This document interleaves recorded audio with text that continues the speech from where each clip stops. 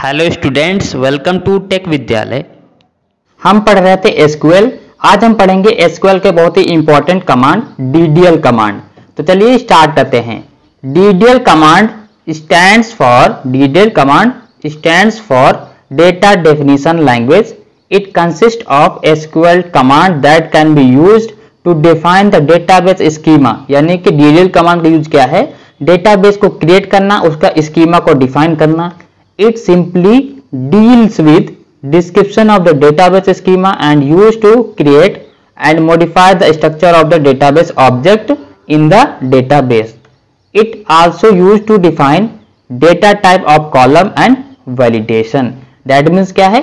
इसका यूज क्या है? डेटाबेस को क्रिएट करना, डेटाबेस को मॉडिफाई करना और डेटाबेस में जो वैलिडेशन लगाना हो गया, कॉलम का टाइप डिफाइन करना हो गया, उसको हम डीडीएल कमांड के द्वारा हम करते हैं। आप चलिए इसको एक एग्जांपल के माध्यम से समझते हैं। तो चलिए मान लेते हैं हमने एक डेटाबेस डिजाइन किया है। उस डेटाबेस का नाम है स्टूडेंट। क्या नाम है? स्टूडेंट डेटाबेस है। अब इस डेटाबेस में क्रिएट करने के बाद तो हम डीडीएल से ही क्रिएट करेंगे। क्रिएट करने के बाद इसका जो स्कीमा डिफाइन करना होगा। स्कीमा मतलब जैसे मान लेते हैं ये कॉलम है, ये टेबल का एक कॉलम है। तो टेबल के कॉलम में क्या एंटर होना चाहिए? इसमें कोई नंबर एंटर होना चाहिए या फिर कोई स्ट्रिंग एंटर होनी चाहिए। तो ये सब डिफाइन करना होता है, तो हम डीडीएल से ही करते हैं। जैसे कि इसमें नंबर एंटर होना चाहिए, रोल नंबर में क्या एंटर होना चाहिए? नंबर, इसमें स्ट्रिंग, इसमें स्ट्रिंग, इसमें स्ट्रिंग। तो ये सब आपको डिफाइन करना होता है। जैसे वैलिडेशन लगाना है कि रोल नंबर कितना होना चाहिए, जैसे कि हमारा 0 से लेकर 10 के बीच में एंटर होना चाहिए, ये भी वैलिडेशन लगा सकते हैं। और फर्स्ट नेम यानी कि स्ट्रिंग का साइज कितना हो सकता है? मान लेते 60, फर्स्ट नेम 60 हो सकता है, 60 कैरेक्टर का, ये भी डिफाइन करना, ये वैलिडेशन करना, ये सब डीडीएल के अंतर्गत ही आता है। अब हम डीडीएल के कुछ कमांड को बहुत आसानी से एग्जाम्पल के साथ पढ़ने वाले हैं। तो चलिए स्टार्ट करते हैं। सबसे पहला कमांड है डीडीएल का क्रिएट। क्रिएट कमांड का यूज क्या है? This command is use to create a new database और टेबल। यानी कि न्यू डेटाबेस बनाना है या कोई न्यू टेबल बनाना है तो आप क्रिएट कमांड का यूज करेंगे। तो चलिए इसका सिंटैक्स देख लेते हैं। जैसे कि आप यहां देख सकते हैं, सिंटैक्स टू क्रिएट डेटाबेस। तो यहां पर सिंटैक्स क्या है? क्रिएट डेटाबेस, उसके बाद डेटाबेस नेम। इसको आप करेंगे तो आपका क्या हो जाएगा? एक डेटाबेस बन जाएगा। सबसे पहले क्या लिखना है? क्रिएट लिखना है, उसके बाद डेटाबेस लिखना है, उसके बाद डेटाबेस का नाम लिख देना है। जैसे कि हमको स्टूडेंट नाम का डेटाबेस बनाना है तो हम लिखेंगे क्रिएट डेटाबेस, यहां पर लिख देंगे स्टूडेंट और यहां पर सेमीकोलन से इसको बंद कर देंगे। तो हमारा क्या होगा? हमारा एक डेटाबेस बन जाएगा। क्रिएट का दूसरा सिंटैक्स है, टेबल भी बना सकते हैं क्रिएट से। जैसे कि क्रिएट टेबल नेम, क्या लिखना है? क्रिएट टेबल, उसके बाद टेबल नेम, उसके बाद कॉलम 1 कॉलम 2 जितने भी कॉलम बनाना है बना देना है। उसके बाद यहाँ पर डेटा टाइप को भी डिफाइन करना है कि किस टाइप का डेटा उसमें एंटर होना चाहिए, स्ट्रिंग होना चाहिए या फिर कोई इंटीजर होना चाहिए। जो भी आपको डिफाइन करना है डिफाइन कर सकते हैं। तो चलिए क्रिएट का एक एग्जांपल देख लेते हैं टेबल का। जैसे कि आप यहाँ पर देख सकते हैं टेबल बनाने का क्या है, एक एग्जांपल दिया गया है। तो क्रिएट टेबल स्टूडेंट, यहाँ पर क्या था? टेबल नेम था, तो यहाँ पर स्टूडेंट नाम की टेबल बनी है। उसके अंदर roll number, first name, last name, address, यानी कि 4 कॉलम है। यानी कि क्या है? 4 कॉलम है, फर्स्ट, सेकेंड, फोर्थ, 4 कॉलम बने हुए हैं। इसमें क्या है? इसमें दिया है रोल नंबर कैसा है? इंटीजर का है। यानी कि इस रोल नंबर वाले में, इस वाले में इंटीजर होगा और फर्स्ट नेम में, लास्ट नेम में, थर्ड नेम में varchar, यानी कि इसमें हमारा स्ट्रिंग एंटर होगी। यानी कि स्ट्रिंग एंटर होगी, साथ में उसमें नंबर भी एंटर हो सकता है। तो यहां पर जो है फर्स्ट नेम, लास्ट नेम और एड्रेस में स्ट्रिंग एंटर होगी और साथ में नंबर भी एंटर हो सकते हैं। और लेकिन रोल नंबर में आप देख सकते हैं डेटा टाइप क्या है? इंटीजर। यानी कि इस टेबल में रोल नंबर वाला जो कॉलम होगा उसमें सिर्फ और सिर्फ आपका क्या एंटर होगा? सिर्फ आपका इंटीजर ही एंटर होगा, यानी कि 1 2 3 4 5। तो ये है डीडीएल कमांड का पहला कमांड क्रिएट। डीडीएल का नेक्स्ट कमांड है अल्टर कमांड। अल्टर कमांड का क्या यूज होता है? Alter command is use to change और modify the existing structure of the database. यानी कि जैसे कि पहले से बना बनाया हमारा, मान लेते हैं कोई हमने पहले ही डेटाबेस बना रखा है, उसको मॉडिफाई करना है, उसका स्कीमा चेंज करना है, तो आप अल्टर कमांड का यूज करते हैं। And it also change the schema of database object, यानी कि डेटाबेस के ऑब्जेक्ट हैं या मान लेते कोई टेबल भी बना रखी है डेटाबेस के अंदर, तो उसको भी मॉडिफाई आप कर सकते हैं अल्टर कमांड से। तो चलिए इसको थोड़ा सा हम देख लेते हैं एग्जांपल के साथ।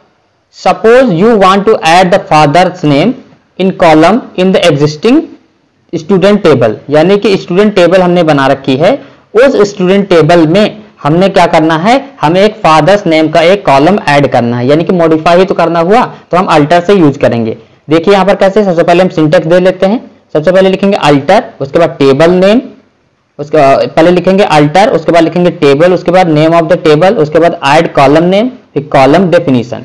जैसे कि हमको क्या करना है, फादर्स नेम का कॉलम ऐड करना है स्टूडेंट टेबल में, तो सबसे पहले हम लिखेंगे अल्टर, फिर लिखेंगे टेबल, उसके बाद लिखेंगे स्टूडेंट, यानी स्टूडेंट क्या है, टेबल नेम है, फिर उसके बाद ऐड फादर्स नेम, यानी कि ऐड क्या, ऐड मतलब कि कॉलम ऐड कर रहे हैं, कौन सा कॉलम ऐड कर रहे हैं, फादर्स नेम, और वायर कैर, यानी कि ये क्या टाइप है, डिफाइन करेगा कि फादर्स नेम वाला जो कॉलम है उसमें कैसी वैल्यू एंटर होनी चाहिए। तो यहाँ पर वायर कैर 60, यानी कि 60 कैरेक्टर एंटर होने चाहिए। तो ये है आपका क्या, ये आपका अल्टर कमांड है DDL का। थर्ड कमांड है DDL का drop. Drop command is use to delete और रिमूव द डेटाबेस, यानी कि ड्रॉप कमांड का यूज क्या है, डेटाबेस को रिमूव करना हो गया, डिलीट करना हो गया, और object from the SQL database, या फिर किसी डेटाबेस में से आपको ऑब्जेक्ट्स को रिमूव करना हो गया तो भी आप ड्रॉप को यूज करेंगे। You can easily remove the entire table, you can easily remove the entire table view index from the database using DDL command. यानी कि ड्रॉप कमांड का यूज क्या है, जैसे कि डेटाबेस बनाया है, पहले से बना हुआ है, उसको डिलीट करना हो गया, या फिर डेटाबेस के अंदर टेबल बनी है उसको डिलीट करना हो गया, तो ये सब ड्रॉप कमांड से हम यूज करते हैं। तो चलिए इसका सिंटैक्स देख लेते हैं। ड्रॉप डेटाबेस, उसके बाद लिखेंगे डेटाबेस नेम, यानी कि अगर आप ये लिख देते हैं ड्रॉप डेटाबेस कीवर्ड, उसके बाद डेटाबेस नेम, तो ये जो जिस नेम का डेटाबेस होगा, जो भी आप यहाँ पर एंटर करेंगे वो डेटाबेस परमानेंटली रिमूव हो जाएगा। तो ये SQL का एक बहुत ही पावरफुल कमांड है। तो चलिए अब इसका एक और एग्जांपल देख लेते हैं। क्या है, ड्रॉप टेबल नेम, यानी कि अगर आपको डेटाबेस में से टेबल हटानी है तो आप लिखिए ड्रॉप, उसके बाद टेबल कीवर्ड, उसके बाद लिखिए टेबल का नेम, जिस टेबल को आप रिमूव करना चाहते हैं। एग्जाम्पल के तौर पर यहाँ पर हमने स्टूडेंट टेबल रिमूव करनी है, जैसे कि हमने पहले बनाया था।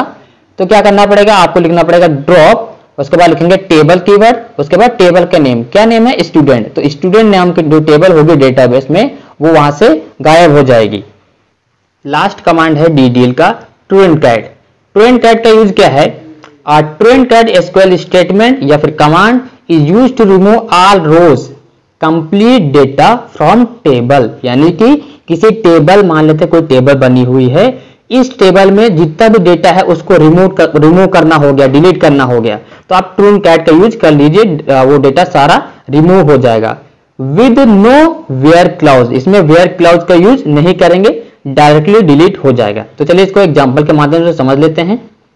Suppose we want to delete the record from the student table, यानी कि जैसे कि हमने स्टूडेंट टेबल बनाया है, उस स्टूडेंट टेबल का जो डेटा है डिलीट करना है सारा, तो क्या करना पड़ेगा, आपको trueAndCat का यूज करना पड़ेगा। जैसे कि सिंटैक्स देख लेते हैं। सिंटैक्स क्या है इसका, trueAndCat वर्ड लिखना है, उसके बाद लिखना है टेबल, उसके बाद टेबल नेम।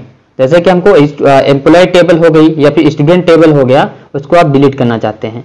फॉर एग्जाम्पल यहाँ पर एक एग्जाम्पल दिया है, trueAndCat टेबल का नेम क्या है, एम्प्लॉय।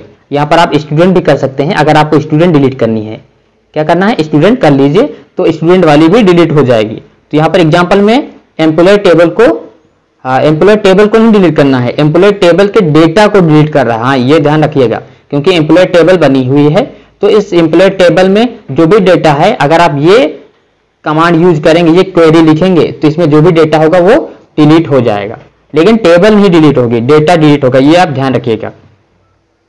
तो ये था DDL कमांड के बारे में कंप्लीट वीडियो।